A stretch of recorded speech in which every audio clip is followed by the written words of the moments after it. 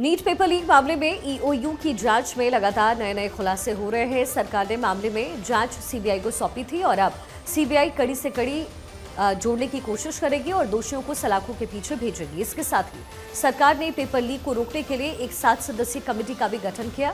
एक रिपोर्ट आपको दिखाते हैं।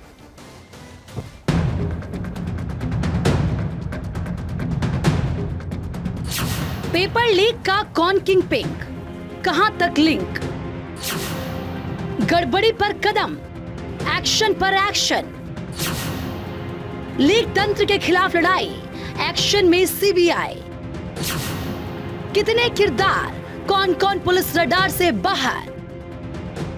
पूरे देश में नीट पेपर लीक मामले को लेकर बवाल मचा हुआ है। इस पेपर लीक के तार बिहार और झारखंड से गहरे जुड़े हैं। पुलिस ने झारखंड के देवघर से इस मामले से जुड़े 5 शातिरों को गिरफ्तार किया। इसके साथ ही मामले को लेकर सरकार भी एक्शन में है।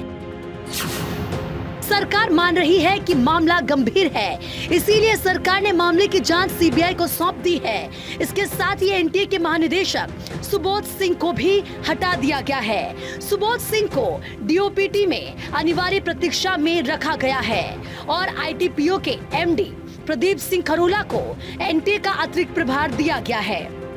नीट धांधली की जांच अब सीबीआई को सौंप दी गई है। अब कड़ी से कड़ी मिलाएगी और दोषियों को सलाखों के पीछे भेजेगी। जरा देखिए कि सीबीआई अपनी जांच में किन किन बातों का पता लगाएगी। क्या पता लगाएगी सीबीआई? 67 छात्रों ने कैसे टॉप किया? ग्रेस मार्क्स के पीछे कोई गड़बड़ी तो नहीं? छात्र अनुराग यादव के आरोपों का सच? सॉल्वर गैंग तक प्रश्न पत्र कैसे पहुंचा? मामले में एनटीए का क्या रोल रहा? उधर बिहार पुलिस की ईओयू लगातार मामले की जांच कर रही है और बिहार से लेकर झारखंड तक छापेमारी कर रही है और रोजाना नए खुलासे हो रहे हैं। ईओयू ने केंद्र सरकार को अपनी जांच की रिपोर्ट भेजी है। जरा देखिए कि ईओयू की रिपोर्ट में क्या क्या है। ईओयू ने केंद्र को सौंपी रिपोर्ट। अब तक की जांच के बारे में पूरी जानकारी, 4 गिरफ्तार अभ्यर्थी समेत 13 आरोपियों के स्टेटमेंट, अभ्यर्थियों की तरफ से दिए गए पोस्ट डेटेड चेक, पैसे के लेन देन को लेकर मिले सबूत, अब तक हुई बरामदगी, जब्त किए गए फोन, लैपटॉप, टैब, जले हुए क्वेश्चन पेपर और वीडियो एविडेंस। जांच हो जाने दीजिए। मेरा ये कहना है कि जांच हो जाने दीजिए। मैं सबसे फोल्डेड हैंड से रिक्वेस्ट ये कर रहा हूँ कि जांच हो जाने दीजिए। वैसे 6 लोगों को कल गिरफ्तार करके लेके गई है पिक्चर। वो सभी बिहार के लोग, नालंदा के लोग हैं। और हजारीबाग में जो आज पता चला है, ये एक बड़ा सवाल है कि हजारीबाग में पेपर लीक हुआ है। और मैं हमेशा कह रहा हूँ कि जो सरकार है, झारखंड की जो सरकार है, ये सभी कुकर्मों में लिप्त है। तो ये कुकर्म हो सकता है कि ये नीट की भी का भी कुकर्म हो, लेकिन जांच हो जाने दीजिए। मैं अभी किसी के ऊपर आरोप प्रत्यारोप नहीं लगा।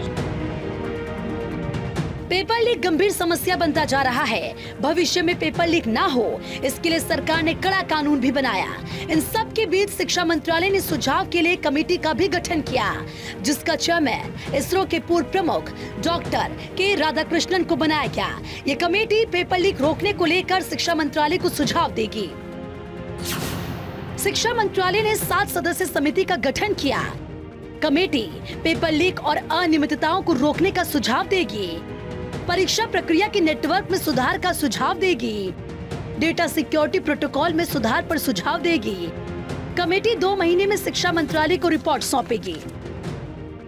वहीं इस पूरे मामले को लेकर ईओयू ने बिहार से लेकर झारखंड तक एक्शन तेज कर दिए हैं।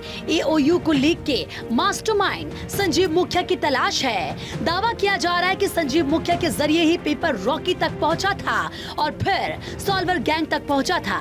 अब ईओयू संजीव की तलाश के लिए बिहार से झारखंड तक उसके ठिकानों पर छापेमारी कर रही है। उधर सीबीआई ने भी पूरे मामले को लेकर एक्शन तेज कर दिया है। Bureau report, Bharat 24।